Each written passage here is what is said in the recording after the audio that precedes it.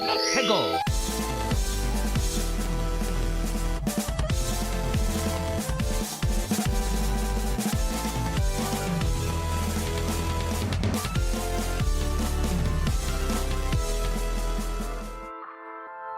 Hello and welcome to another episode of Ferret 64 with me, your host, Yemmy the Ferret.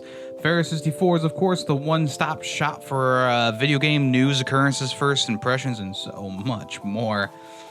Thank you, everyone who's been listening and or watching. We're hoping to keep growing the podcast here, so if you could slap a like onto the YouTube video or give us a rating on Spotify or Apple Podcasts or wherever you're listening to this show at, I'd appreciate that. I would appreciate that. And I know this is asking a lot, but if you do listen to the audio version, if you could swing over to the YouTube version, just throw a like on there. I'd appreciate that too. All right, let's go ahead and get started today with the first part of the show, which is what have I been playing this past week? The first thing I want to talk about is the Until Dawn remake. That's right, I did end up getting it because Best Buy gave me a $15 reward, a free reward certificate. I did not. I redeemed a $50 reward certificate, and I was looking through my redeemed certificates, and it was like, hey, here's a $15 one. I don't know if I had redeemed it before or what, but so I got Silent Hill 2 Remake pre-ordered with the $50 certificate, and I also got Until Dawn Remake with the $15 one because I said, why not? Give me something to talk about this week other than, I don't know, just the general stuff that's going on. So I went into this very hesitantly. I did not have like high expectations for it, but you know, Until Dawn is a good enough game. I gave it a B tier when I played it on stream recently, or I think it was like 2 years ago at this point. I replayed it on stream. I think and I think the game is a solid 4 out of 5. Like it's good. It doesn't do like the whole butterfly effect thing too well, all things considered, because in the end, the same thing happened. You know, a lot of very similar things can happen no matter what you do. It's one of those things where it's like it's kind of like an illusion of choice, or your choice really doesn't matter in the moment.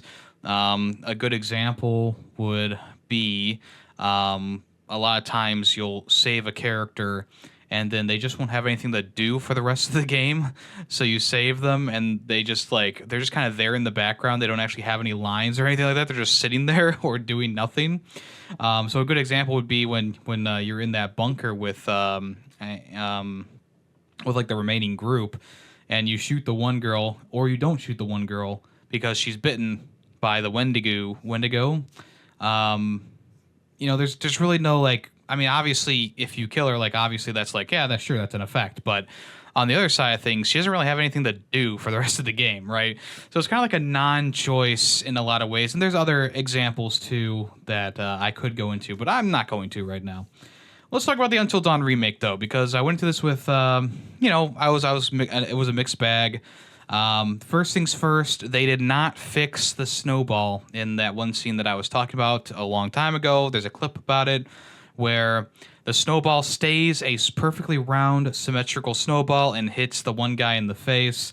And in the original game, it burst into a cloud of snow because that's what happens when you hit somebody with a snowball. Unless she packed that thing with a rock in the middle, I don't think that's going to retain its spherical form. And they did not fix that. That was my main thing, like pointing out, saying like, hey, why is this like this when in the original game it was, you know, a little bit more realistic in that way. But that, I mean, relatively that is a small thing, all things considered, but it is something that did annoy me still, because it's like, it was fine in the original game, but in this one, it's just, you kept it a round snowball. I don't understand. I don't understand what happened there. But I will say that they did redesign the entire opening sequence of the game. And I don't know if I knew that or not. Sometimes I forget things that I don't feel like I need to retain the information for. But they did redesign that whole opening sequence. So they fleshed it out a little bit more, added some new camera angles, some new scenes actually to that opening sequence. A lot of the game has been the same so far. The main differences are a couple of new scenes or maybe some new camera angles added in here or there. And then the totems are actually much different. And they're not just moved around on the map like in different locations. They require you to do a little bit of puzzle solving to unlock the secrets hidden within. They're either going to show you, they just show you like a plot point, and a possible way to get around it, or maybe a warning as to when it's coming. So that that they did change that a bit. So instead of just like picking up the totem and then turning it around and it zooming in and then showing you what happened, now you got to pick up the totem, you got to rotate it around. It gets a little bit darker when you get to the area that you need to be into. You go up and down, and then it zooms into like a little sliver on the totem, and then it shows you the scene that you would see in the regular totem. So it takes a little bit more time, and for someone like me who usually goes through these games trying to get everything I can and do a platinum on them, because it's relatively easy enough, it is a little bit more like it adds a bit of time to it to do a little bit of a little puzzle there, but it's not so terrible.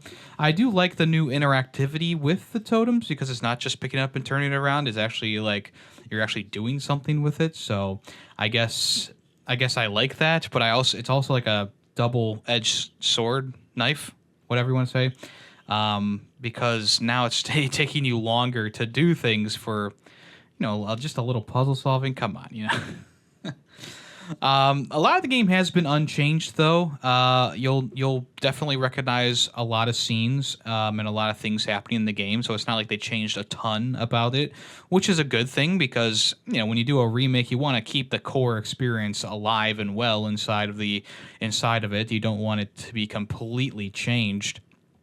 But I do like the new little finesse things they put in there. There's some re-recorded lines or new lines put into it to give them, to give these characters a bit more life to them, I suppose. One of the main ones is early on, there's like new dialogue options there is a new dialogue option with Josh that wasn't there before. But like I said, most of it is relatively the same. The plot points are going exactly the same way that you think they're going to go. So it's from the original game, I should say. I mean, obviously, if this is your first time playing it, you might not know where the story's going. But from a person who's played it multiple times and platinumed it and played it even more after that, it's still the same experience that I know from back in the day and a couple years ago. So it's not completely changed in any way, which is not what I was expecting either. I wasn't expecting it to be like completely different. I kind of went into it knowing that it was going to be, I don't want to say a bare bones remake, but it doesn't do a lot to really mix it up, at least so far. I'm about halfway through the game now. I just got to this section where I mean, this is a very old game. It's not like it's anything new. 10 years old. Do I want to say? I guess I'll keep this spoiler free. I'll keep this spoiler free, just in case, because there are probably a lot of people who never played the original Until Dawn, and now it's getting a remake and a movie's coming out apparently. So I guess now's the time to maybe jump on it. Now, yeah, the $60 price tag is a bit of an ask. I do understand why they did not do the $10 upgrade path now that I've played it, but I do feel like $60 is still a little bit much. I would have shot for maybe $40 on this remake, kind of like the Metroid Prime remaster.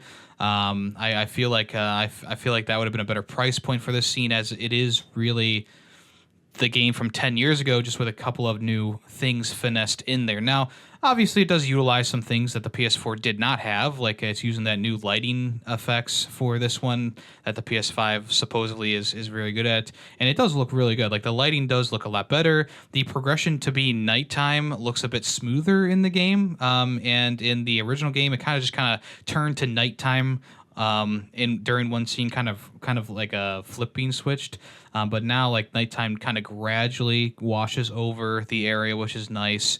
And the new lighting effects in all aspects of the game have been very much improved, and makes it look a bit more eerie at times, but also a bit more full at times, I guess you could say.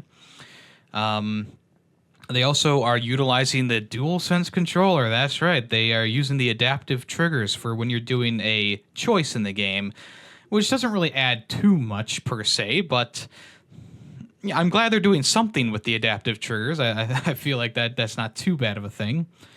Um, Man, yeah, and I will also say like the game could have used a bit of a redesign in how the characters move. When I was playing this in when I played this before, that was always like in the back of my mind nagging me. Like the characters don't really like move like as well as I would like them to at times, and in some scenes it just feels like they're kind of stiff, and they didn't really fix that per se in this game. I want to put quotations around that because I guess it's not a thing you need to fix fix, but it's like a thing that would have been nice for them to kind of change around. I do know that they kept the they used the wireframes and stuff like that from the characters, and they used all the data that they had from Until Dawn. So I'm guessing that they just I don't want to say it's as easy as copy and pasting, but it does feel like they kind of copy and pasted the like the character control over to this game too, which I really do feel like it could have used a bit of a rework, a bit of a revamp, and make it a bit more smooth to control the characters. And then also, I did still run into this problem that I had in the original game, where all of a sudden I could randomly not interact with anything, and I would have to restart the game in order to get things to work. And there was a section where there's like this new section where there's like two cars, and there's a couple things you can look at. There's a totem on the ground, of course. And so what I did, I went up to the car window, I looked into the car window, and then the game glitched on me, and I couldn't pick up the totem that was right there. It showed it did that little shine thing where it says like, hey, there's something over here you can interact with. So I walked on over there, and the shine went away, and the prompt for the button went away too. So I was kind of stuck there, so I just restarted and had to replay a little bit of the game. So the game did update the day that I'm recording this. It did update, and I haven't played it again after that. So it's possible that was just a glitch that they ironed out in the update notes. I don't know, but that is a thing that did happen to me when I was playing the 2014 game. Not too long ago, so it's something that persisted through both versions. And if you're remaking a game, I really feel like that's something that should be ironed out before launch. But that's just me personally.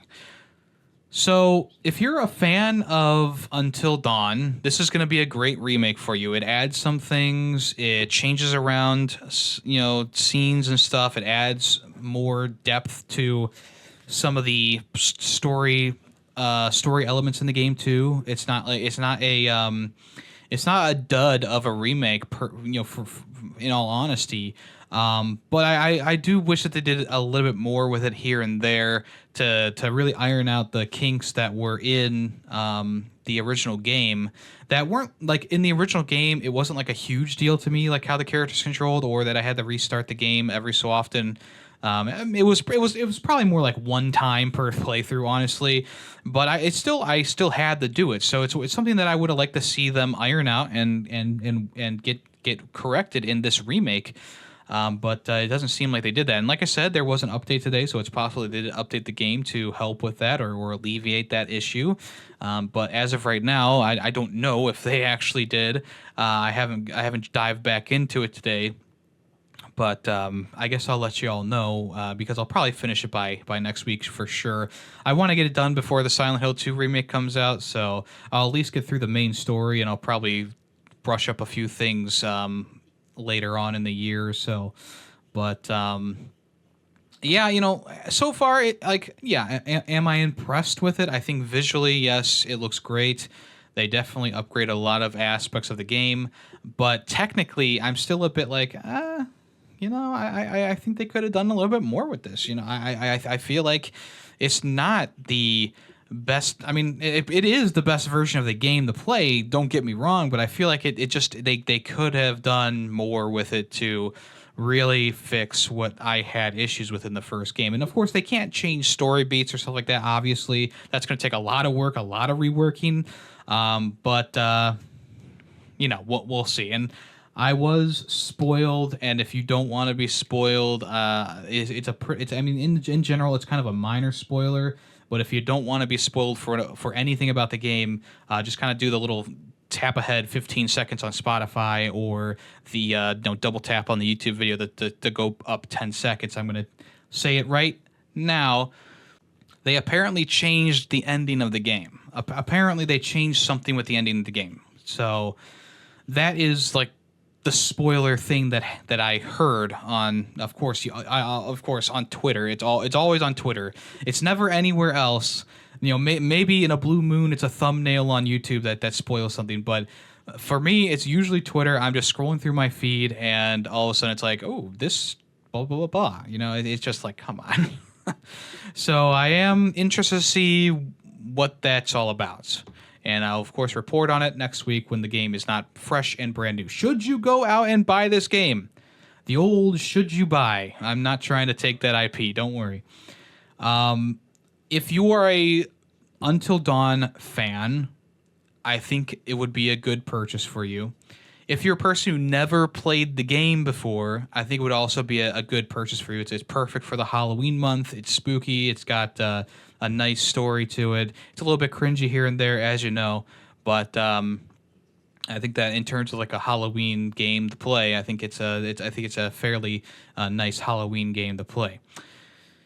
That being said, if you're not a fan of Until Dawn, if you played Until Dawn and you don't feel like you need any more out of the game, then yeah, I would probably either wait for a sale on this one, or just, I don't want to say don't buy it, but if you want to wait on it for like a big sale, like $20 to $40, I think it's definitely worth like a $40 price tag.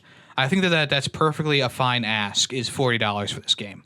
But $60 was a bit much, which is why when I got that discount coupon or whatever, I decided to jump on it, because I said, okay, I think that 40 is a fair price for this, but 60 is a bit much to ask. I'm glad it's not 70. That would have been even worse, obviously.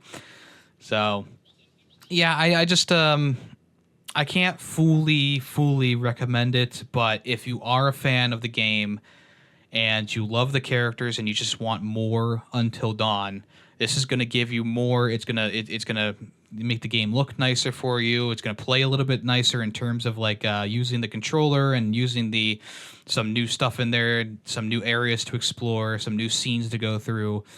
And it all culminates in a nice package that has reworked lighting effects and textures and stuff like that. So if you're a big fan of Until Dawn, or if you really love Until Dawn, it is a good purchase for you, for that demographic. Also, if you're a trophy hunter too, you could have a good time with this one. It requires like 3 or 4 playthroughs, I think, but it's a relatively short game, so it's not going to be super taxing. But I think in general, like a playthrough or two of this game is really fun. So I think it's worth it for some people, but not worth it for everyone. That's what I'll say. All right. Next up, I'm not going to go to the rest of the games that I want to talk about today, because we're going to switch it over to my friend JustKalas, a.k.a. Kalas, because he has some first impressions / Fooler impressions of The Legend of Zelda, Echoes of Wisdom. Let's head over to you, champ. Thank you, Yemmy, for that lovely introduction. Hello and welcome to the next section of the podcast, Kalas Pickups. Now, my latest pickup is this game, Legend of Zelda, Echoes of Wisdom. I'm sure that Yemmy already said that this is what I'll be talking about. It's a pretty cool cover, I really like it. And the inside's got a scene of Hyrule. It looks very nice. I like it. Kind of basic, like no insert or anything. It's just, the game is still inside my Switch, which is in my room. But yeah, pretty basic case, but it looks nice. I'm pretty happy with it. And yeah, this has been my latest pickup. Wait, what was that? Oh, apparently Yemmy wants me to talk about the game also. So yeah, I guess we'll do that too. So I have not put as much time as I wanted into Echoes of Wisdom, just because I've been so close to finishing SteamWorld Heist 2 and Horizon Zero Dawn, but I still haven't been able to finish any of them. It's a struggle. It's a struggle, people. But I did play through a good chunk of the game, so I feel pretty comfortable talking about it so far. And so far, I am really loving it. So this is the first game in the series where you play as Zelda. And no, one of Gamala does not count. That was not developed by Nintendo, and it's not canon. Sorry. So this is the first official game where you play as Zelda. And also, I've heard recently that this is the first Zelda title directed by a female, which is pretty cool. I don't know if Yemmy has talked about that in the podcast, but I thought it was a really cool detail. So yeah, you start off playing as Link when you first boot up the game, and you're like really powerful. You got like a full 20 hearts, and it feels really good playing as Link. You got your sword, you got your bow and arrows, and the bombs. And like playing through the section, in my mind, I was like, oh man, it feels really good to play as Link. How is it gonna feel like not having any of these abilities anymore once you start playing as Zelda? But, you know, when Link gets captured, but he manages to free Zelda at the last minute, and then you take over as Zelda from there, it actually doesn't feel too bad at all. Like, Zelda can't jump as high as Link, but the movements is pretty much the same, besides that. And then eventually you get the wand of, I forgot what it's called, the Tri-Wand of Echoes. You meet this floaty fairy dude called Tri, and he gives you a wand. This wand has the ability to record objects that you find in the world, and enemies as well, and then you can create echoes of them. Now there's some you see like 3 little triangles trailing behind Tri, and that means that you can sprout 3 different objects. So like the first thing you find is a table, so you can, you know, that you need to get up on a high ledge. Well, first you get locked up. I'm not gonna go into story details, but the story is really good, by the way. You get locked up as Zelda, and then Tri rescues you. So he gives you that ability, so you get to learn the echoes of the table, and then you can like sprout up to 3 tables. So you know, use the tables to climb up onto the ledge and, you know, escape from prison. And then from there on, you just learn more and more echoes as you progress through Hyrule. And once you defeat the first enemy, which you can just like pick up stuff and throw at them to kill, then you can learn the echoes of enemies. And in this way, it seems like it's almost like a Pokemon title, because as soon as you defeat like a new enemy, you can learn their echo. And from that point forward, you can, you know, sprout them to fight for you. And, you know, you can sprout multiple enemies within the limit, and you just, you know, send them out there to fight enemies, which is pretty cool. It's like a real-time Pokemon, like. Except there's like no, you're always guaranteed to grab that echo. As long as you defeat him, you can just take the echo. There's like no chance of like missing out on them or whatever, which is pretty cool. And there are so many enemies in the world. Like I've explored a good chunk of Hyrule. It's not a huge Hyrule. It's bigger than like Link's Awakening, bigger than A Link to the Past. Oh, by the way, it is modeled after Link to the Past. It's like the layout of the world is very much Link to the Past, which is funny because it's like the 3rd time they've done this now, because A Link Between Worlds was also modeled after the world from A Link to the Past. So it's like the 3rd time they've gone back to this world. I don't know if there's gonna be like a second map or something that's gonna be expanded in some way, but I imagine the word it is going to, because, you know, the world, I've explored a good chunk so far, and it doesn't really seem that big, so I'm pretty sure it's gonna be like another world discovered soon here in my playthrough. So far I've only done 2 dungeons, and like I'm on my way to the 3rd. Okay, so when I first started the game, you play through this like introduction area, and then you do the first dungeon, and after you complete the first dungeon, they like set you free into the world. They give you like 2 spots where, you know, where there are like rifts that are sucking up everyone, that you need to help people and help close the rifts. And like from that point forward, you can just literally go anywhere. And with the echoes they give you, which is like, by this point you'll have the bed, which is really good for like crossing gaps. If you like put several beds next to each other, you'll get like a trampoline early on. You get like this tall tree where like if you find a way to jump on top of the tree, you can like use the tree to jump into a like even higher spot. And I have not found any limits at all to where you can go in the world. They just give you like two.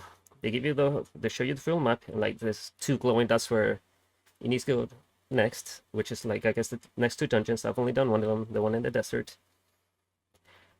And yeah, you can just they don't care. Like you can literally go anywhere. There are these tall cliffs separating like each area, like the desert area and the forest and blah blah blah. But with what you get very early on, you can easily climb over that cliff and like go jump into the next section. So yeah, Nintendo doesn't care. With the stuff you get so early on, it's like there's no limit. They don't care. It's a really cool fusion between the classic Zelda design of traversing the world and completing dungeons and stuff, and also having the freedom of the open world Breath of the Wild and Tears of the Kingdom, and like the abilities that allow you to solve puzzles however you like. That's the other thing. There's like a lot of little puzzles and like traversal things that you need to figure out, and there are so many different ways to do it. You get so many objects that you can echo. Oh, I was gonna say at first you get like these three little triangles from Try, letting you know that you can only sprout three things. But once you complete the first dungeon, that goes up to 4. So you get like an extra thing, and I imagine that that's gonna continue to grow and continue to increase the limit as you keep going in the game. But also, there's certain objects and enemies, like the more stronger enemies, require 2 triangles or 3 triangles or even 4 if they're like really strong. Which is understandable because there's some enemies out there that are like super strong. So once you defeat them, you can like sprout them. Depending on how many you got, you may be able to only sprout a single one, but they're like really strong. Actually, I was looking at the donkey video of Echoes of Wisdom the other day, and as he was going through the first dungeon, he sprouted this this plant enemy that has like this rotating spikes around it that's like really powerful. And I'm like, wait, how did he even get that? And it turns out that I completely missed out on that enemy. Apparently he was in a cave, like in one of the starting areas. So I went back to that area, and I found the cave, and I was like, wow, I completely missed this. It's not that big of a world, but somehow I ended up missing this cave that should have been obvious, that I should have definitely found. I don't know how that happened. But yeah, I think it's called the P-Hat. Yeah, the P-Hat plant enemy. It's like really strong. It's really good at clearing out enemies. And this is the thing that you'll have to figure out every time you encounter a new enemy, which happens a lot, by the way. Like if you go exploring, you will constantly find new enemies to fight and gain the echo stuff. But yeah, that P-Hat plant is like really good at clearing out a room full of enemies. It just like rotates its bladed teeth and just devours everything. So the one drawback to getting so many echoes so fast is like, so when you hold the left shoulder bumper, to change whatever echoes you want to spawn, that list can get so long and you can spend like so much time scrolling because it's only like a single row that they give you. They put like the most often used on the left, or actually you can sort by like recently used or most often used or like alphabetical also. There's like a few different ways to sort, which helps a little bit, but still like I've only completed 2 dungeons and already my list is like so huge of like enemies and objects, which everything just gets mixed into the same scroll wheel. So that's the one drawback. If there's like a specific enemy or object you want to find, you gotta like spend a long time scrolling until you find it, which sucks. I wish there was a better method of that. I wish they would have at least separated objects and enemies. I think that just separating those 2 different categories would go a long way, but maybe a future update. Nintendo, are you listening? Can you please do that? What else did I want to talk about? Dungeons. Classic dungeons are back, and I'm so happy. Breath of the Wild and Tears of the Kingdom had like some really interesting like things going on with the dungeons, but they didn't feel like classic dungeons because they're like very open and like very open-ended, and you can like kind of tackle those kind of however you want, and like there's some different ways too. So for this game, Echoes of Wisdom, it's also kind of the same thing, where you can like tackle them or tackle individual puzzles however you want, but there's still like you still have like a set map and where you can get keys and you gotta like traverse through. There's like an optimal way to traverse, but there's also like other rooms you can go in and like find secrets and stuff. So they feel very much back to traditional dungeons from classic Zelda titles, which I very, very much appreciate. I'm loving these dungeons. I can't wait to go through another one. And the music is so good. Oh man, this is some of the best Zelda music I've heard in a long time. I mean, Zelda music are usually all bangers. They're all really good. Even Breath of the Wild style music with its minimalistic style is really good. But this is more, again, like traditional Zeldas, where like the overworld music is like really good and will get you hyped.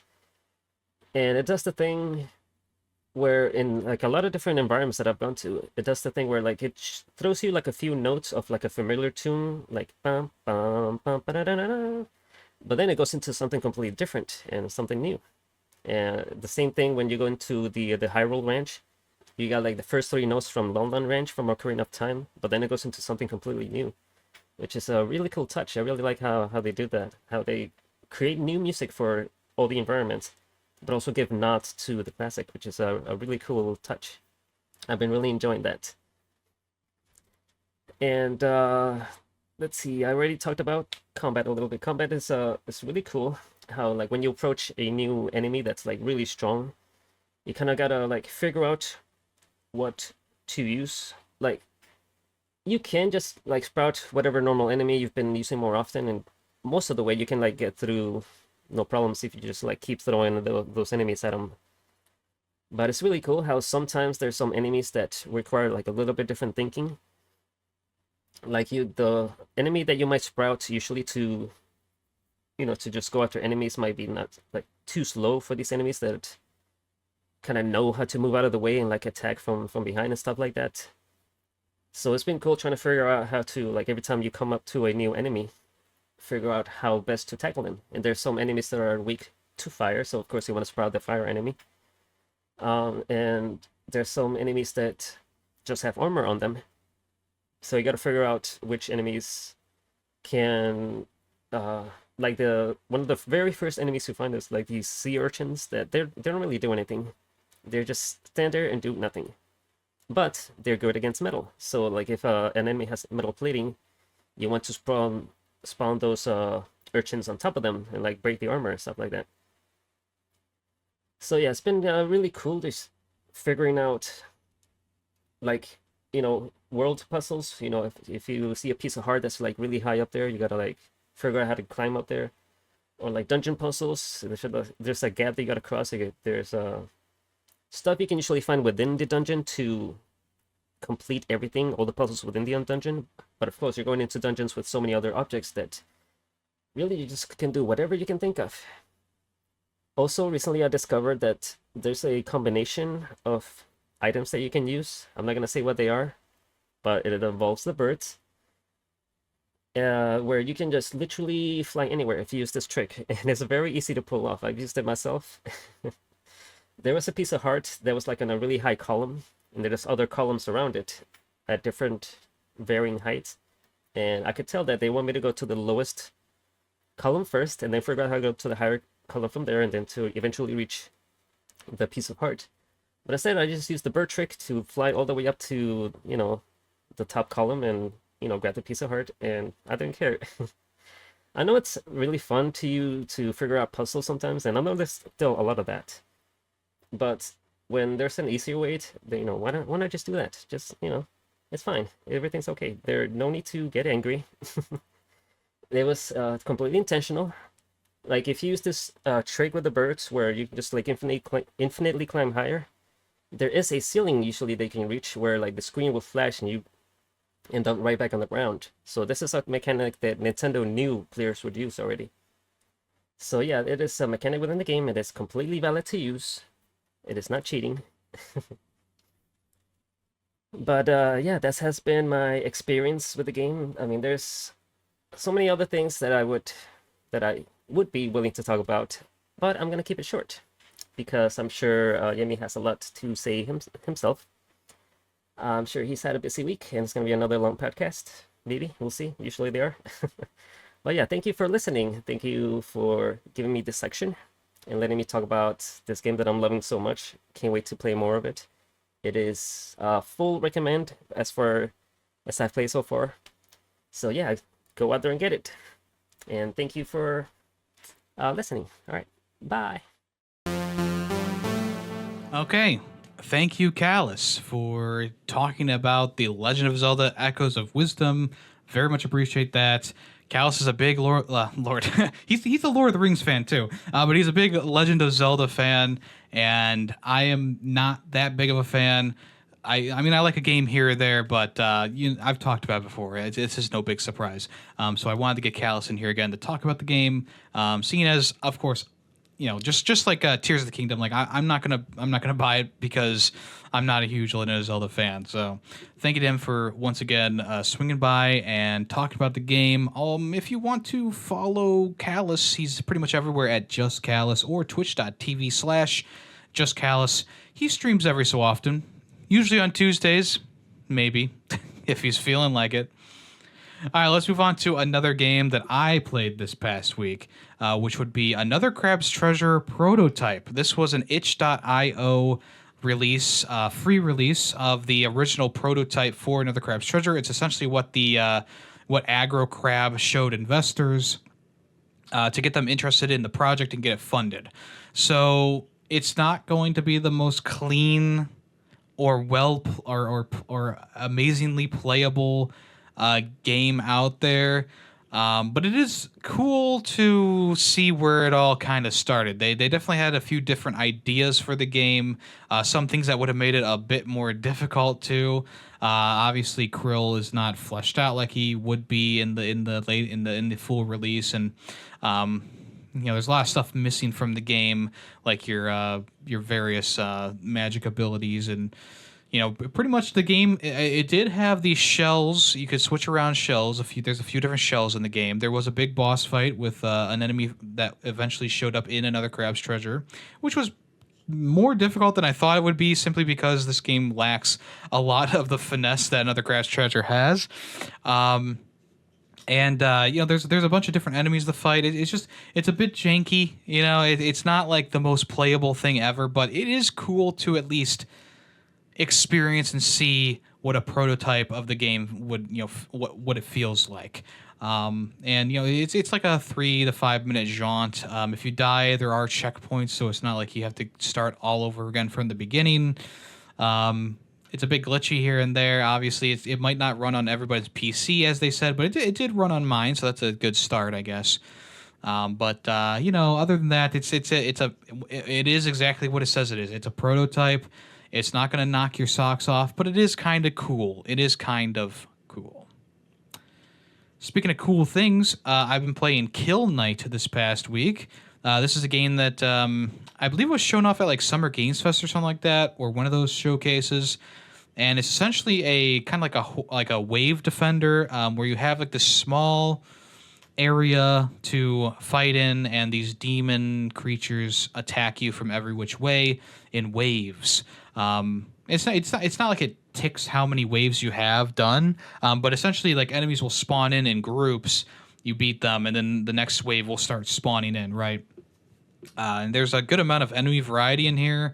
The main thing about the game is that it's got a lot going on for as small of an area that you have to fight in. So not only is there hordes of enemies, but there's also exploding pillars, and there's laser beams, and there's like sometimes walls will come up and it'll shrink the size of the arena too. So there's all these different things going on while you're playing, along with remembering the controls for the game, because the controls there's a lot to do in this one. So not only is there the twin stick shooter action with the guns, but there's also a sword attack that you can do. There's a bit of a parry move, I guess, in there as well. Of course, you need to dodge, you need to dodge things too. There's also a button that picks up the little shards that the enemies drops, and as you gain those shards, you can do like a super attack, which will, if you hit enemies with that attack, they drop life gems, which can heal you. And there's actually a lot going on in this game, and the graphics are pretty crazy. It's got like that. Obviously, it's got that like demonic feel to it. So while you're playing the game, it's that claustrophobic slash like crazy kind of like I don't want to say it's as intense as that Crimson game that I played earlier this year, because that was a lot of like flashing and stuff like that. This one just has like that uneasy feeling where like the lines are like kind of like they're kind of like like if you were looking at a 3D movie without your 3D glasses, some of the lines like they shake and vibrate. So there's multiple. It looks really cool. It plays really well, but also looks really cool too as you're playing it. And there's plenty of enemy variety in there as well. I don't think I've met all the enemy types that there can be. I'm only in the second part of the game. There's like 6 levels to do, and I'm in the second one, and that should tell you how difficult the game is. At least for me personally, I've tried my hardest to get through this second area, and it's funny because just like like a Souls game, my first run was near perfect. I almost got all the way to the end, as I would think it was almost the end, and I died kind of right there towards the end of the level. And now, ever since then, I can't get back to that spot. I keep dying in like these earlier spots, and it's a little bit frustrating. But it's also one of those games that you really can't have too much of a strategy going in. You kind of just go with the flow of the level. And sure, there are moments like where you should use your super attack, or moments where you should do whatever. But a lot of things change from playthrough to playthrough, because even though it's the same type of enemies coming at you in every wave, they don't always move the same way. They don't always, even though they're spawning in the same place, they don't always stay in that same spot, or they sometimes will move a different direction. So it's a bit of a juggling act here and there, and there's an entirely different like system in this game that I forgot to mention earlier on. But essentially, there's like a reload bar, and of course, there's this little gray area inside the bar that you should hit you can hit one of 3 buttons on. So if you hit the R2, which is the one that fires your weapons, you get a damage boost to your pistols or guns. If you press the melee attack button, which is X, you do like a big, powerful melee strike that hits a wider range than normal. And if you do the grab the gems button, it'll actually grab all the gems on the map for you automatically without you having to be near them or pressing down on the button, which kind of wastes time. So that's another thing at the juggle in there as well, which it gets pretty chaotic. I mean, as you're going through the game, there's also enemies who react differently to you. So there's some that like to do like this charging attack, and they flash red, and that's when you need to use the parry move, which is pretty much just hitting them with your sword while they're red. But that'll insta kill them, or they're a real big pain in the ass. So there's other enemies that are kind of tankish, and they kind of charge at you, bullishly charge at you, and they take a lot of damage. But there's also enemies who are a bit weaker, who take like a couple hits. They're melee based, or they shoot projectiles at you, but they'll spawn them in at like the worst times, where it's like you're all the way down the corridor and they spawn like a bunch of the spiders guys who shoot energy weapons. I don't know what they call it. It's just they just shoot you with energy projectiles, and it goes down that hallway. And of course you can dodge them, but sometimes you dodge into an enemy attack, or you dodge into another shot, or you don't dodge in time. So it's a big juggling act. I mean, it's got so much going on, and I'm hoping that I can get this game finished. But right now I'm just making very slow progress. I keep going 2 steps back, 1 step forward, with that second level. But I'm going to keep trying. There is an upgrade system in the game. A lot of it revolves around doing challenges, like getting 999 kills in a row without breaking your combo, which is a lot more difficult than you would think it is. You can also, after the end of each level, you do get some kind of currency, which allows you to buy your way past the challenges, which is nice. So if you are struggling, you can like buy the armor that gives you extra health instead of having to get 200 life gems in one run. So you can swap that out, which may make things a little bit easier. I don't know. It's just one of those things where it's like I'm trying to do the challenges instead of buy things, because you never know what's going to happen in the future. But it's just been one of the it's one of those games that's it's a bit grueling, and I like it though. I like it. I'm kind of like a masochist in that way in terms of video game stuff. Like I usually like the games that are kicking my ass a little bit, because it gives me a bit of a challenge, something to really sink my teeth into. And even though I've put Black Myth Wukong on the back burner, That's another one of those games that's it's kind of kicking my ass, and it's like I still like it, but I need to take a little bit of break. And I think Kill Knight was the perfect way to do that because Kill Knight is a fast, flashy action game. I don't need to worry about so much like I don't need to worry about the same things that I would for Black Myth Wukong. So we'll get back to Black Myth Wukong eventually, but Kill Knight is where it's at right now. All right, let me talk about a game that we streamed. I started playing Bayonetta 3 before the October month started, but I figured that it was a Halloweeny enough kind of game to play during October.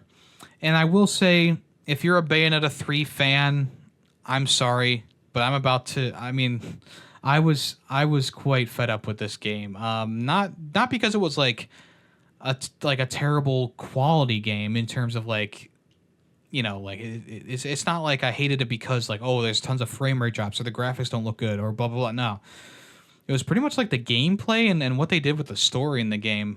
And even though I'm not gonna, I mean, Kalas did suggest that I just kind of copy and paste the part of my stream where I was really going into it, because I'm not going to be able to get that angry about it, one, again, and two, I'm probably not going to remember everything I said during that segment because I did have to say a lot about the game.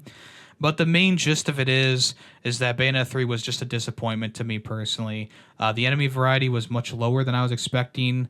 And in terms of enemy design, like they didn't like break apart, their armor didn't break apart as you fought them with your regular guns. You had to use like these super big attacks, which is another thing that I was kind of annoyed with is the climax attacks or the torture attacks.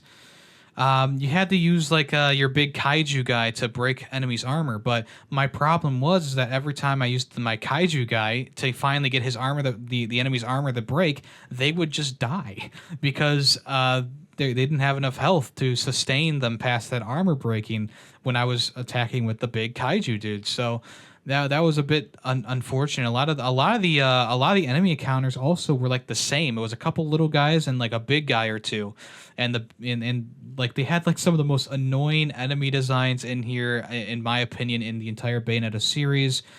The jellyfish enemies were just the most annoying thing ever, and they showed up a couple times in here. I was just getting very annoyed with it because it wasn't changing and or upping the ante like the other Bayonetta games do. Like, sure, there might be a big time enemy popping up here or there, but it never got as epic or as cool as the other Bayonetta games. It just kind of kept it like a stagnant, like, okay, this is fine type thing. And the same goes for like the story too. Like, it never like went into that epic direction that I was hoping for, like the first two games. It never really got me excited or off my feet, like excitement. It never went there because the game was just very predictable in a lot of ways. I literally predicted the ending of the game the first time that we met a otherworld Bayonetta. I'm like, oh, all the Bayonettas are going to join together and help fight the final boss, aren't they? And boom, what do you know? I called it at the end. And there are plenty of other things I also called throughout the game too, including Viola's backstory, who the werewolf was, and many other things as well. And some of those things are a little bit easier to predict than others, but they kept kind of egging you on, like, oh, is this really the? And I'm like, yes, it is. You don't need to egg me. You don't need to like keep drawing this out, And they added in like these, like they took my criticism from Bayonetta 2, where like, oh, I wanted the game to be a little bit longer, a little bit more, a little bit longer. That was my main thing about Bayonetta 2 that I didn't like, was that the game was just a little bit too short. Even though I still gave it an S tier, I still love Bayonetta 2. I was like, what's keeping it away from being one of my favorite games of all time is simply it just needed to be longer. So they said, okay, we'll make this game longer by adding in these open world areas that are just piss annoying. They're just so boring. There is nothing going on in these open worlds. The collectibles are not fun to get. The side challenges are more annoying than anything else. They're not fun like in Bayonetta 2. And I just started skipping things in the open world because it was just so repetitive and so annoying. I was not having fun with the open world stuff. And that's not to say that the linear sections of the game were also... I'm sorry, that's not to say that the linear sections of the game were good or by any means, but I mean, they at least kept the flow of the game going. Yeah, it was just a big disappointment all around. It was well below Bayonetta 2's quality, and it was also below Bayonetta 1's quality, which is very surprising because Bayonetta 1, even though it's not my favorite game in the series, I still found it enjoyable enough to like give it like a 3.5 out of 5, a C tier, a high C tier, or even I think I even gave it a B tier actually. Because yeah, I think I gave it a B tier, and then this one, Bayonetta 3, just kind of dives down into like the D tier range. I was just very disappointed. I was very disappointed with the game. I was really hoping that they would keep upping the ante for these games, and they just did not go in a direction that I liked. There's a couple side missions in there that are also kind of annoying, like Jean's whole side scrolling adventure. I felt like that was very much unneeded. Yeah, and the funny thing is like I actually kind of liked Viola's playstyle in terms of like counteracting Bayonetta's because Viola had like a parry move and also had like this Cheshire Cat guy who could come out and fight for you, and that actually made the enemy encounters a little bit more fun to do because you had this parry move, and there was a boss fight that you did with the chandelier or the stained glass wolf that you did with Bayonetta, and I thought that the fight didn't work that well at all. And then you play with Viola, and she has like the parry move, and it actually plays so much better. Like it's actually very fun with the parry move in there. And you fight that stupid werewolf, like 3-4 times in the game. It's like, come on, like we really could have changed this up a little bit.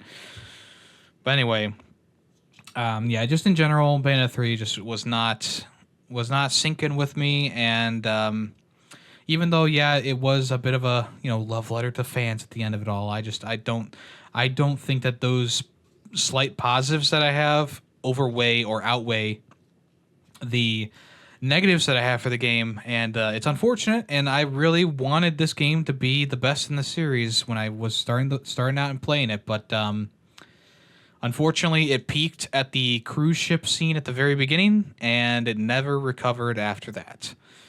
I also played. I'm sorry. I also finished Quidditch World Championships or Champions, and I kind of grudgingly got through this one, even though I don't think it was a bad game. I don't think it's anything that I would want to play any more than I needed to. Like the campaign mode is pretty much just doing 3 tournaments, and they get a little bit longer every single time. And by the time I was done with that last tournament, I was kind of spent on the idea of this Quidditch game, because even if you have the enemy AI at the hardest difficulty that you can, sure, they can catch the snitch a little bit easier than you somehow, but other than that, they were pretty easy to beat.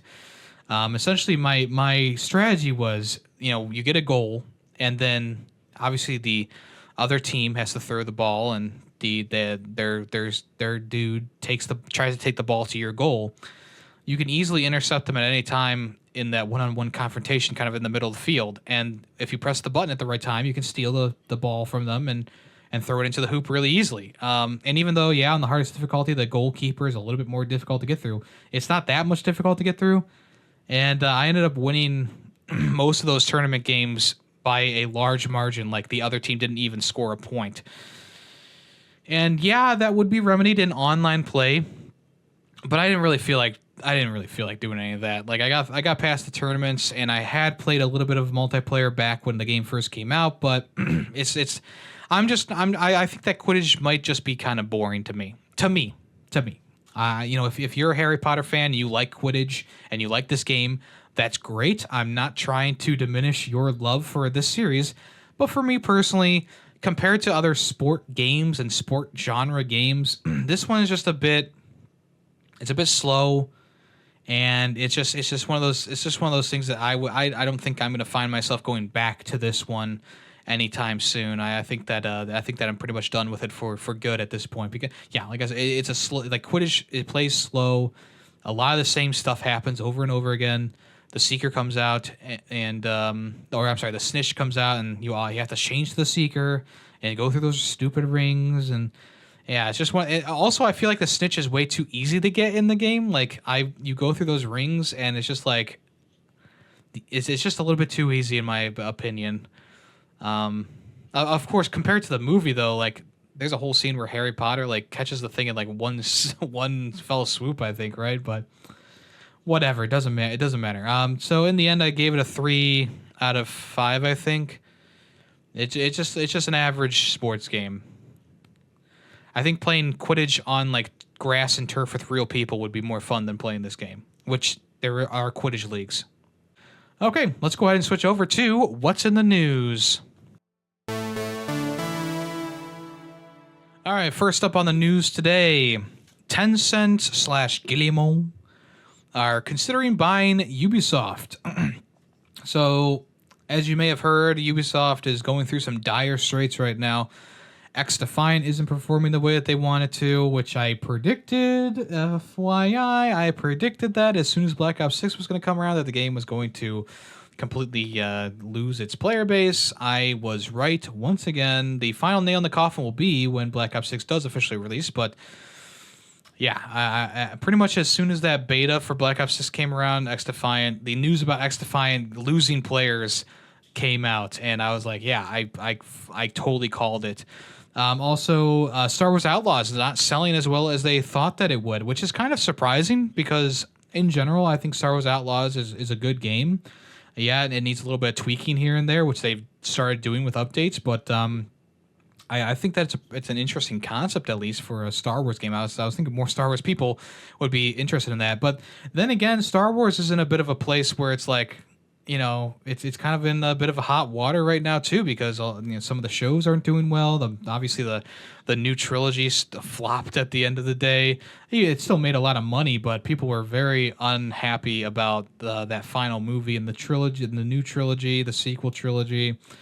The shows have been kind of up and down. Like you get the Mandalorian, it's like, oh, the Mandalorian's so good, but then Book of Boba Fett comes out, and it's like, oh, it's kind of average to below average. And then they do season 2 of the Mandalorian. It's like, well, Mandalorian season 2 is so good, and then they come out with I don't even know what came out after that, but it was and after that it's like Andor, so good. Yeah, it's just they've been really hot and cold with that, and I feel like the video games have kept up with the quality. Now, it might just be maybe Star Wars fatigue at this point, because we had Star Wars Jedi Survivor, which was great. Don't get me wrong. We had that come out like last year, right? And then we've already had Star Wars Hunters this year, and I feel like the Star Wars property is maybe going a bit too fast right now. But back in the day, there was a lot of games that came out too. So maybe it's not that. I think that maybe it's just people having Star Wars fatigue. That's why Star Wars the Outlaws hasn't sold as well as they wanted to. And now Assassin's Creed Shadows has been delayed to obviously work on that game a bit more, change some things around, help with some of the flaws that people pointed out in the trailers and stuff like that with the historical accuracies. So at this point, Ubisoft is considering just kind of selling to Tencent and Guillemot Family Ltd. or Guillemot Brothers Ltd. Guillemot families are why do they keep changing the name around on me? Guillemot holds 20% of the company already, with Tencent holding about 9.2% as in the company as well. So if they take over buying the game, that will make Ubisoft as a publisher and a developer a private entity, which I mean, I don't know if that would be a good thing or a bad thing. Obviously, Ubisoft has been going through the ringer this year, and even last year they also didn't really do that well. That Avatar game that came out, I think that was actually earlier this year, right? Or maybe it was late last year. I think it was December last year. That also was just kind of like, I think that people are just kind of getting tired of the Ubisoft formula for these open world games, which is, make it a massive open world with a story going on, but also put a bunch of random things to do in that world too. And, the thing about Star Wars Outlaws is like, okay, yeah, sure, they kind of did that same thing, but I feel like it's such an expansive world that it makes sense for that. But because there's so many other games in the Ubisoft lineup that also have a lot of the similar things going on, it's hard to be like, oh, this is a completely unique and wholly unique experience. And Ubisoft does hold a lot of big IPs. It's not like it has small IPs by any means. I mean, Assassin's Creed is still like one of those best-selling franchises out there, along with the Far Cry series as well. So you would think that they would be able to recoup their losses within the next year if they do finally release Assassin's Creed and maybe another Far Cry gets announced. But we'll see what happens with this. Obviously, nothing has gone forward yet, but there has been some whispers around the video game universe about a buyout of Ubisoft. And I know what you may be thinking. Oh, why isn't PlayStation or someone buy them? I don't think that would be a good idea either. I don't know about that. Let's just see what happens. Speaking of PlayStation, Digital Foundry, a channel on YouTube, put out a side-by-side comparison of The Last of Us Part 2 remastered. One version is running performance mode on the regular PS5, and the other one is just kind of running on a PS5 Pro with the kind of like the settings maxed out, I guess, on both sides, I would say. And this actually, funny enough, this does a better job of showing the difference between the PS5 Pro and the original PS5 than anything that PlayStation put out, essentially. And I think Digital Foundry does a good job with that. If you want to watch the video, it's on Digital Foundry's YouTube channel. And one of the main things about the PS5 Pro that was kind of hard to tell was there's like this innate blurriness with the PS5 performance mode. And with the PS5 Pro, everything's a bit sharper, I would say. Like the details are a bit more fine tuned. Like things in the distance have more detail on the PS5 version, and it's just a bit less like blurred on the PS5. But it is very strange that really the only way for me to really tell the difference between the two is to put them side by side. If you just put the PS5 performance mode on one screen and that was all I was watching, I wouldn't really notice that, like, oh, the grass is blurry in the distance there, or oh, that whale fin is a bit, it's a bit blurry as you walk by it. Like, I wouldn't really be able to tell until you put it side by side. And obviously, like, the enhancement to, like, when there's multiple objects in an area, having them being truly defined shapes or even hair at sometimes, there is a big difference there, which I can tell. But is it a big enough difference that I'm going to buy a PS5 Pro outright? No, I don't think it's a big enough difference for that. And I think the game looks fine either way. It's one of those things where it's like, yeah, I mean, if you're a person who cares about that kind of thing, you're definitely going to want to upgrade to the PS5 Pro. That it does make things look a bit cleaner. It does seem to run the game a little bit better in terms of these side by side comparisons. And I do have a bit more, I guess, trust in a third party doing this comparison video than first party PlayStation. And like I said, I don't think PlayStation did a great job of really showing the big difference here, because when you look at this Digital Foundry video, yeah, it's like, it's 15 minutes of footage that is showing like these various different side by side comparisons. But the PlayStation showcase, just like, they talked a lot, but they didn't really show enough, right? I think that if you do want to see the reason for buying a PS5 Pro, this would be it. But I still don't think that this is enough of a reason to be like, oh yeah, I gotta buy that right now, because now I can see all the stuff. Now everything, my eyes are open now. I can see everything. And they did show a couple of other games as well running on it, like the Ratchet & Clank Rift Apart and the Part 1 of The Last of Us. I think they also showed Returnal in there as well at one point. So in the end, it's able, the PS5 Pro able to run a steady 60 FPS, which is nice. It's able to render things a bit more in more detail. Lighting effects obviously look a little bit better, as we already know from that PlayStation showcase. That was like the big thing that they showed off, right? So in the end, in conclusion, is it totally worth it to buy a PS5 Pro if you already own a PlayStation 5? I don't know. I can't answer that for you, unfortunately. But what I can say is, yeah, I can see the difference now, but I don't think it's enough of a difference for me to, go out and buy a $700 to $800 console. Like, excuse me, if I was to buy the PS5 Pro, I would need the stand, I would need the disc drive. So I'm looking at like $800, and that's a pretty penny. Like, that's a lot of money to spend on something like this. So I have the PS5, the original PS5. It's got a built-in disc drive. It's got a stand that came with it for free. The controller came with it, practically for free. I'm fine with it. I'm fine with it. But if you're a person who's a stickler for these kind of things, who wants to see the best that a console can do, then yeah, it probably would be a good idea to upgrade the PS5 Pro if that is, if you have this, if you have the income and you want the best of the best from a console, then sure, maybe try and grab the PS5 Pro.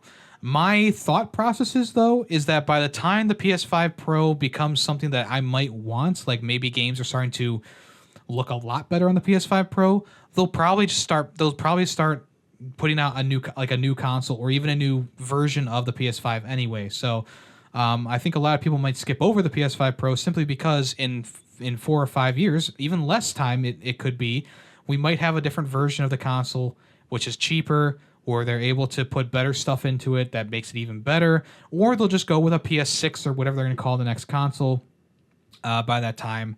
At this point, it's hard to say because this console generation has been so messed up. Like, I honestly think it's because not only is it the PS4, but the Xbox One is still being supported pretty heavily out there.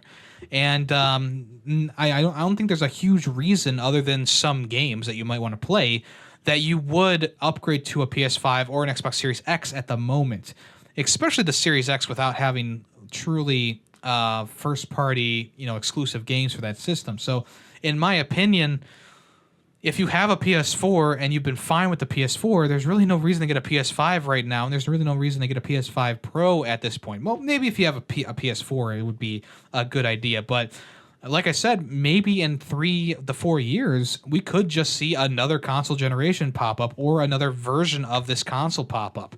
And because just like a PC, things are always changing, things are always getting better in the gaming world, and you got to upgrade that every so often to stick with it.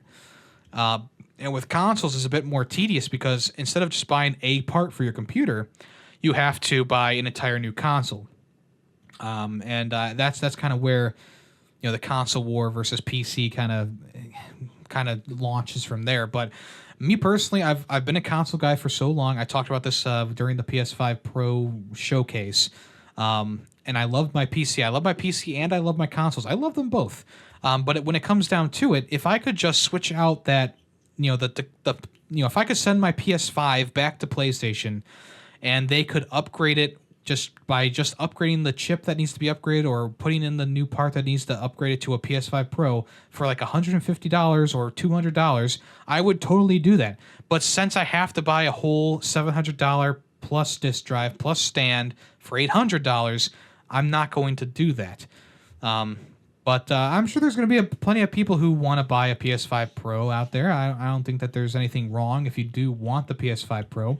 I'm just saying for my target, for me, for this target audience, it just doesn't seem to be something that I'm fully ready to invest that much money into, because the comparison, even though there is a difference, it's not that big of a deal to me, and I'm sure it's not going to be a big deal to a lot of people. And PlayStation even came out and said, like, hey, we're trying to sell this PS5 Pro to people who already own a PS5, which doesn't really make sense to me. I think that you should, you know what? I don't know at this point. I don't know. Let's just move on. So in Japan, PlayStation is trying to fight scalpers in a way, especially for this, for the release of the anniversary edition of the PS5 consoles and controllers and whatever. So in Japan only, they had a 30-hour requirement on either the PS5 or the PS4 since February of 2014. So if you do not have 30 hours logged on your PlayStation 5 or 4, you will not be able to buy the PS5 Pro or any of the 30th anniversary stuff in Japan. I think this is actually a good idea because there's so many scalpers who just make 1,000 accounts and they just buy up all the stock. So I think that it is a good idea to put like a time limit requirement on it. But then again, it's like, okay, all a scalper has to do now is turn on his PlayStation, run it for a day or two, switch accounts. It's a little bit more work, but whatever. But I think it's a step in the right direction for for this kind of thing because the scalper stuff has just been crazy this past few years. With not only with like collector's editions of specific games, but now with with the PS5 console in general and this new Pro coming out, like people are already on eBay trying to say like, hey, put down $1,500 to have the chance of getting a PS5 Pro. That's absolutely ridiculous, and people have been reporting these scalpers to eBay and to PlayStation having their accounts taken down, but it's obviously not gonna be going away anytime soon. So if you do want a PS5 Pro, that time is kind of past for the anniversary edition, but you might still be able to possibly grab a PS5 Pro in Japan at least if you have 30 hours of playtime on your PS5 or PS4. So there you go. A massive cyber attack happened to the Outlast developer called Red Barrels. 2 terabytes of data was stolen from their internal systems. A statement on their website claims an internal IT system was hacked involving the access to some of its data. After they completed the investigation, the team confirmed that the players of the games are unaffected by the data breach, but the data breach was significant enough that both the source code for Outlast 1 and 2 were included, along with financial information, HR files, so human resource files, and game builds of either testing versions of like the Outlast trials or a new game. It's hard to say. So this cyber attack group named Nitrogen stole 1.8 terabytes of data. So it's almost 2 terabytes of data from Red Barrel, and they're holding it for ransom for an undisclosed sum of money at this point. They are threatening to release the information publicly if unpaid. So the usual MO. A similar thing happened to Insomniac Games. What was that? End of last year. The same thing happened to them, and of course they didn't pay them, so all that information got leaked to the public. And honestly, you would think at this point, like the government or the FBI or someone would step in and like track down these hackers. I mean, these breaches are starting to become more and more frequent at this point. It's kind of crazy. And it's not like Red Barrel is a huge studio. Like this is like an indie team, essentially. I mean, yeah, they have some big games like Outlast 1 and 2 out there, and the Outlast Trials has been doing pretty well, all things considered. So I don't understand. Like, one, I don't understand why obviously they want the money, right? That's why. But one, I don't understand why they need to focus on like an indie developer. Like, you think that no one's going to care because it's an indie developer? Maybe that's their thinking. But two, like, if you need to hack someone, actually no, don't I was going to say, if you need to hack someone, go with a bigger company, but it's like, no, like even then, like, I don't just don't, like, use these powers for something else. There's plenty of other places that you can use your hacking ability in, but yeah, it's unfortunate that this happened to Red Barrels. I really love Outlast 1. Was kind of indifferent about Outlast 2. I never got around to playing the Outlast Trials, but they've been doing pretty good for themselves since their first game, and hopefully they can, get through this without too much damage to the company. It's just unfortunate. It is unfortunate, and shame on them. Shame on these hackers. That'll get them. On to some other news. The magazine called Play is having its final issue next month. Play magazine is a PlayStation-centered magazine, as you may know or have guessed. And it's been around for quite some time, pretty much ever since the official PlayStation magazine shut down, I guess. So that's a pretty long time. They've been covering Sony and PlayStation news since the PS2 and 3 era. And their last issue is going, like I said, it's going to be released this coming month. It's issue number 46. It's going to cover Metal Gear Solid Delta Snake Eater, Horizon Zero Dawn Remastered, and Ghost of Yotai, along with some information for the PS5 Pro. We subscribed to Play Magazine for a year. I thought it was a great magazine. It was very stylish. The pages were very fun to look at. Not only just read the articles, but also look at. They had a nice style to them. It's also the magazine that inspired me to start that blog that I did for like a couple months. I thought that it kind of inspired me to start writing on the blog, and I haven't done that in a long time. I apologize, but it's unfortunate because gaming magazines seem to be a thing of the past at this point. Even though there's still some holding on to the life, there's less and less of them every year. And it's just unfortunate. So, at this point, it's sad to see this magazine go. It seemed like a pretty nice magazine, but unfortunately, I guess they just don't have the subscriber base to keep it going. And I was reading through some of the comments on Push Square. And it's so funny because there's so many people who are like, it's a shame. People should support these things more. Blah blah blah blah. But the second you ask them, like, oh hey, how long have you been a subscriber? They go, oh, I never subscribed. I would never subscribe. It's like, okay, all right. So you're gonna complain about these magazine companies, these magazines shutting down, like Play, but you're not going to support them in their endeavors. You're just gonna watch them fade away. I just think it's funny because there's a lot of people who were like who had comments kind of like that, where it's like, oh damn, they shouldn't be shutting down. More people should be supporting them. And then they in like another comment they're like, well, I never subscribed, but what? And it's not like it's not like I'm shaming anyone for not subscribing to a magazine. Obviously there's different. Everyone comes from different financial reaches, obviously. But if you're going to complain about something so heavily, maybe you should have been trying to help support them if you were that big of a fan of print media. Even though I didn't stay with Game Informer my entire life, I subscribed to them for years and years, and it was sad to see them go. And this Play magazine, I was subscribed for a whole year. It was just a financial thing that I had to axe a couple magazine subscriptions and a couple comic book subscriptions, and I ended up having to axe a lot of stuff just to save some extra money here and there, and that's just a part of adult life. But I'm not going to be the one complaining like, oh, people should be supporting them more. Why aren't people subscribing to these things? I'm not going to say that because I'm one of those people who I had to unsubscribe. So whatever. All right. Speaking of Metal Gear Solid Delta, the original voice actor for Solid Snake, Kiefer Sutherland, is coming. I'm sorry, not Kiefer Sutherland. David Hayter is coming back. Kiefer Sutherland did the voice for Snake in the Phantom Pain.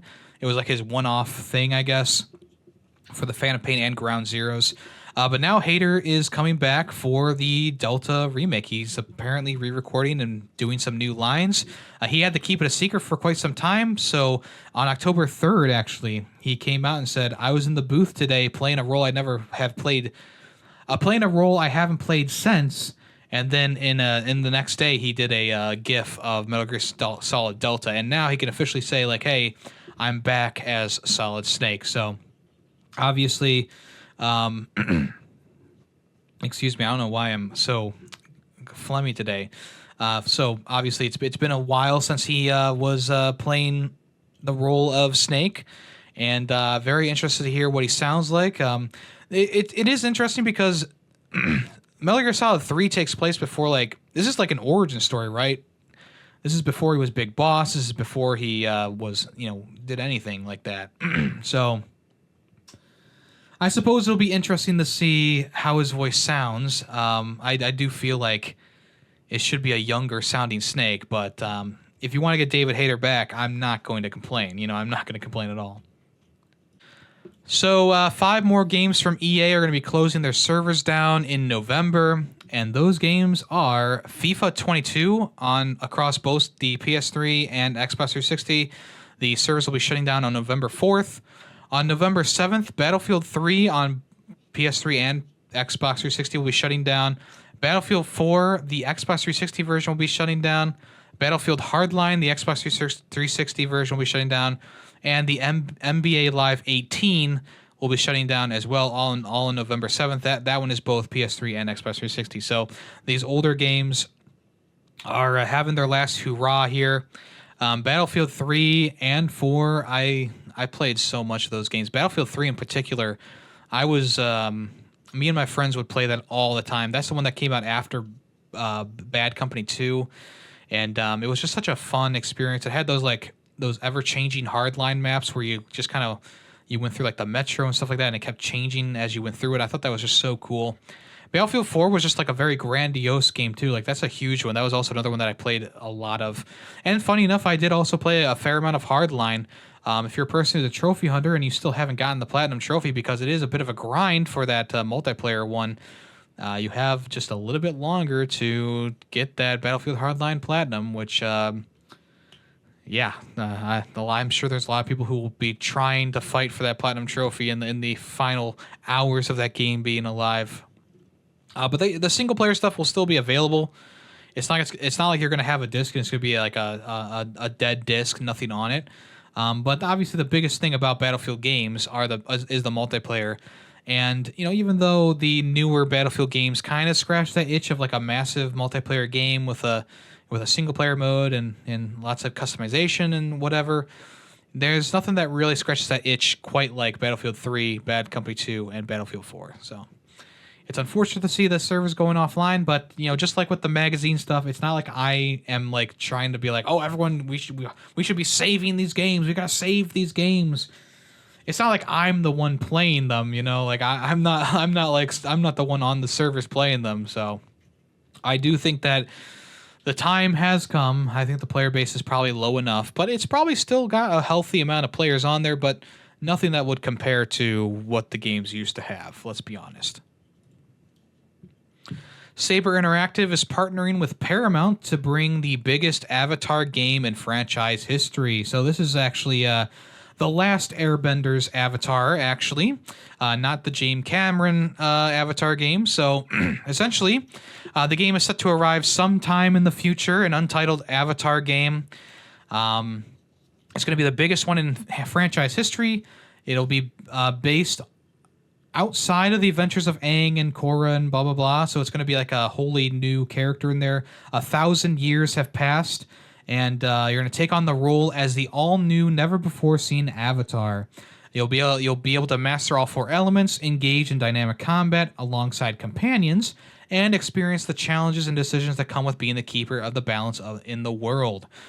So Saber Interactive is the same team behind Space Marine 2, SnowRunner series, and Evil Dead the game, along with many others. So I think it's in good hands because those all 3 of those games were pretty well received. So I guess we'll find out more about this game as they start working on it, but sounds pretty promising so far. Let's go ahead and dive into what's coming soon. All right, Beat Saber is giving us Britney Spears DLC, a DLC song pack. So if you don't know, Britney Spears has some bops under her belt, and I used to listen to Britney Spears back when I was a kid. I had a big sister who loved Britney Spears, so of course that trickles down to me. So I listened to bands like Backstreet Boys and Britney Spears and stuff like that. So some of these songs are like those '90s hits that I loved. Of course, I didn't really listen to Britney Spears too much after that, but there's some good stuff on here, and I think that would be fun songs to play on Beat Saber. So let's see what we got here. So we got "Hit Me Baby One More Time," classic, "Circus," "Give Me More," "I'm a Slave for You," "Me Against the Music" featuring Madonna, "Oops, I Did It Again," bop, "Overprotected," "Scream and Shout" featuring will.i.am, "Till World's End," Toxic, and Womanizer. So I think that's a pretty good collection of Britney Spears songs, pretty much going through her vast discography, I suppose. So if you want to check that out, that'll be available on the PSVR 1 and 2, along with the MetaQuest and I believe the Steam version of Beat Saber as well on October 8th for $12.99. Not too bad for that group of songs. Mario and Luigi Brothership got a new trailer. Nintendo has been putting out a lot of trailers for the game, so it's not anything too crazy. But it was pretty much a character showcase. So a lot of the characters from the game are very like electronics based. Like they have plugs for heads and a lot of weird things like that. So I think that this Concordia place is going to be kind of electrical themed, I suppose. There'll probably be a lot of puzzle solving with electronics or something like that. In the press release, they said the brothers return for a brand new adventure at the high seas. Set sail with Mario and Luigi on Ship-Shape Island and journey through the vast world of Concordia. Launch out of the Ship-Shape's cannon to visit and explore and quest your way through islands that range from tropical rainforests to bustling cities. Meet new friends along the way like Connie and Snoutlet. Snoutlet, okay. Definitely not a pig. And encounter familiar faces from the Mushroom Kingdom like Peach and Bowser who may help or hinder you on your journey. So this is still coming out November 7th. Very excited about that. If you want to check out this trailer, it's on Nintendo's YouTube channel. I thought it was a pretty good trailer showing you the character designs for these new characters. I think they look kind of nice. And we'll see more about the game, obviously, as we get closer to the release. All right, Sonic X Shadow Generations is coming out soon as well, and they confirmed that the Shadow campaign is going to be about the same length as the original Sonic Generations game. They said it's going to be almost the same length or a little bit less, so I guess depending on how fast you play the game, I suppose. But that's actually pretty cool, so that means that this is going to take about double the time to beat the original game, which was a pretty quick jaunt through the Sonic Generations universe, you know. In an interview, Nakamura said, Shun Nakamura said, if you play both campaigns, you can enjoy it for a long time. In the past, only Sonic Generations was released, so it's a great deal.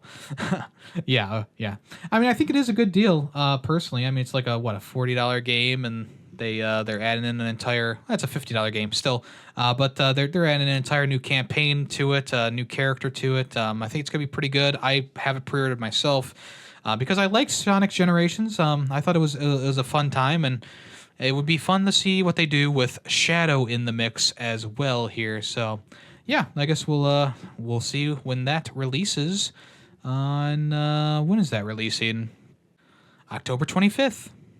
All right, Sea of Stars fans, there is a free update coming, which is adding a bunch of stuff to Sea of Stars. This is coming on November 12th, called Dawn of the Equinox Update. So it's adding an all-new local co-op system. Sea of Stars story will be playable in its entirety with up to 3 players, including allies. Combat 2.0, the addition of Mystery Locks brings a new gameplay loop around, revealing the ways to break the spells of enemies each time a new type is encountered in battle. Along with reveal functions added to some of the playable cast's special skills. Combo points now remain after battle, offering new ways to open certain encounters or test different damage types. There's a revamped prologue implementing comment for a young version of our heroes. The updated flow does away with the flashback structure to begin in their childhood, directly including action in the prologue. Bonus cinematic scene. An entirely new cutscene has been added to accentuate a pivotal moment in the original adventure. A speedrunner mode relic. This new item activates a range of features helpful for those looking to set a new personal best or world record. Difficulty presets. There are 3 difficulty options now available, which are, I guess, easy, medium, and hard. New relics have also been added for quality of life and difficulty adjustments. Improved Parrot Relic. Sea of Stars' secret tracking parrot has learned a few new tricks to better assist players tracking down overlooked challenges and collectibles. Improved Parrot... I'm sorry, I read that one? Quebec's localization. Comprehensive French-Canadian translation for Quebec's finest solstice warriors. And there's also been some quality of life improvements as well. So a very beefy and nice update that's coming in November. And a big, I guess, a DLC is coming in spring of 2025 called Thurrows of the Watchmaker. They have not released any more information for that yet. But this update is pretty nice for people who are fans of the game and maybe want to play through with a different pace or a different difficulty.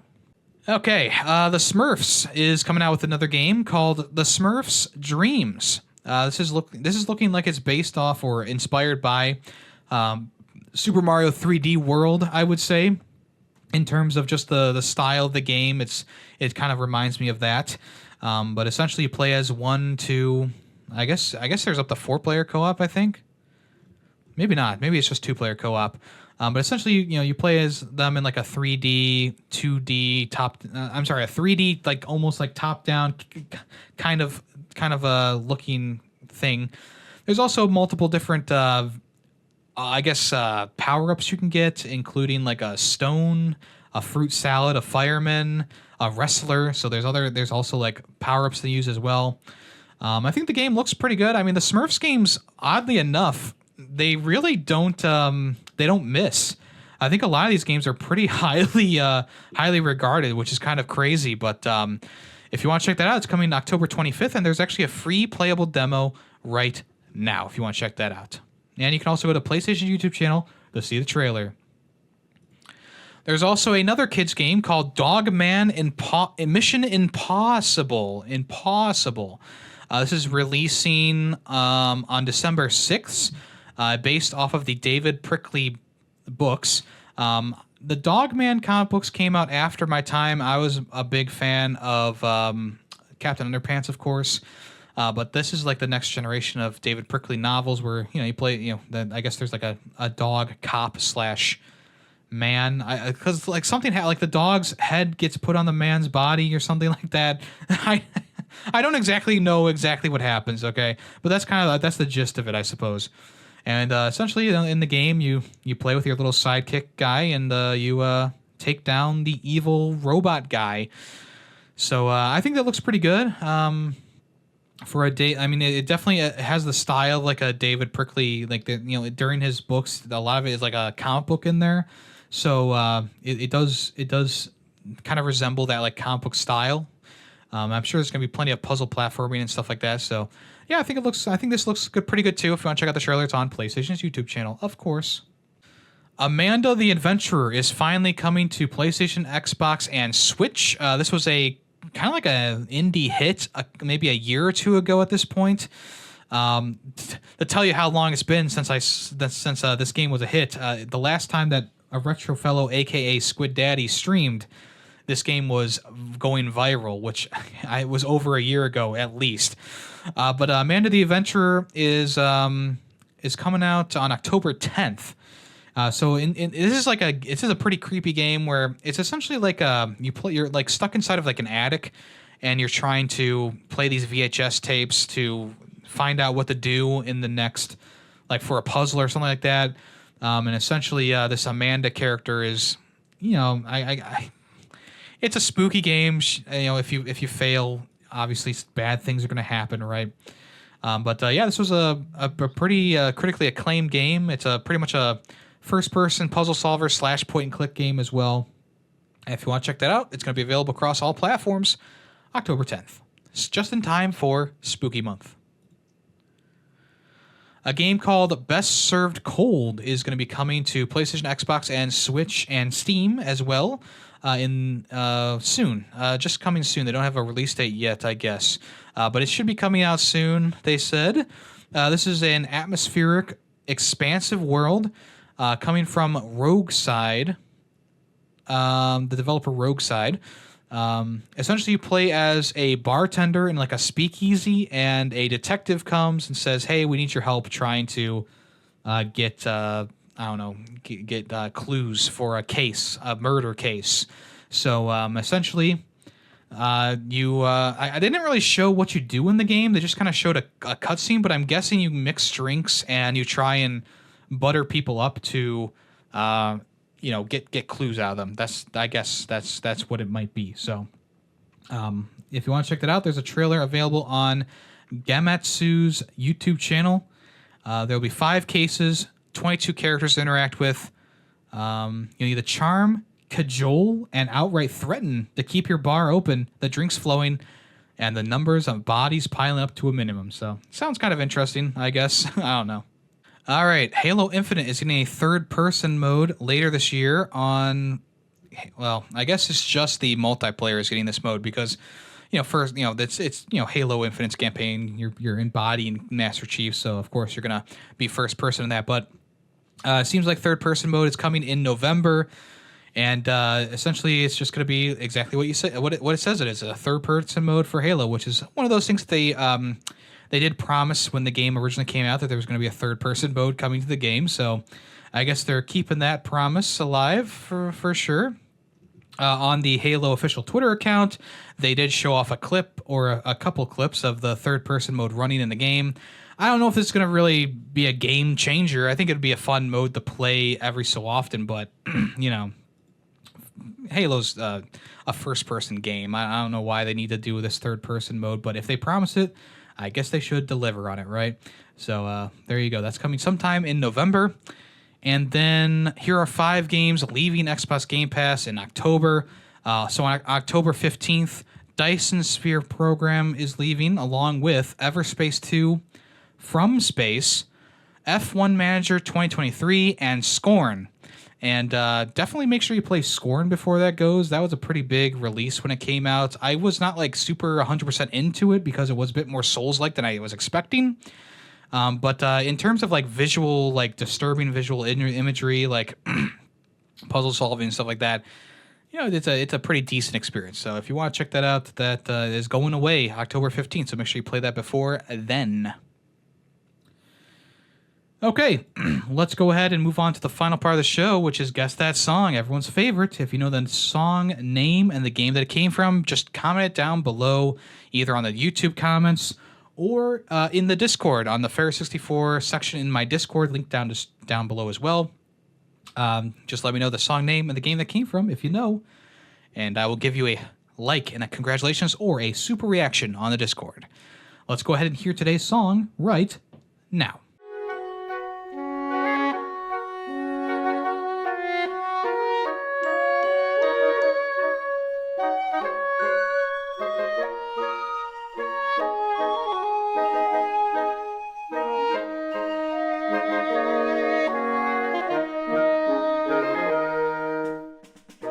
Okay, if you know the name of the song and the game that came from, let me know. All right, folks, thank you so much for listening to this episode of Fair64. I do appreciate that. Extra thanks again to Kalas for talking about The Legend of Zelda Echoes of Wisdom. Always a pleasure to have him on the show. If you want to check out anything else that I do, it's all at Yemmy the Ferret, whether it be on Twitter, Twitch, YouTube, etc. Twitch.tv/Yemmy the Ferret. We stream on Monday, Tuesday, Thursday, and Saturday. Just like most people, we are doing scary games this month, or spooky games this month. Right now, we are playing The Quarry, which we should be able to finish on Monday, and then we'll move on to another game. It is the 10th anniversary of Alien Isolation, so I may just go ahead and play through that, but I guess you'll have to wait and see when it all comes around. Also, if you want to check out the other podcast I do, it's Film Freaks with a Z at the end. We recently talked about Resident Evil, the movie, from 2002. So if you want to check that out, that's a new episode available right now. All right, y'all. Thank you so much once again. I am Yemmy the Ferret, and I'm out of here. So long. The Ferret64 podcast is owned and edited by Yemmy the Ferret. Small sound clips used throughout the podcast were made by Yemmy the Ferret. The song in the intro and outro is Nightshade by Adhesive Wombat. The Ferret64 logo was made by Player2P2. News sources include PushSquare.com, NintendoLife.com, and PureXbox.com. All opinions, video game related, are my own. Thank you for listening.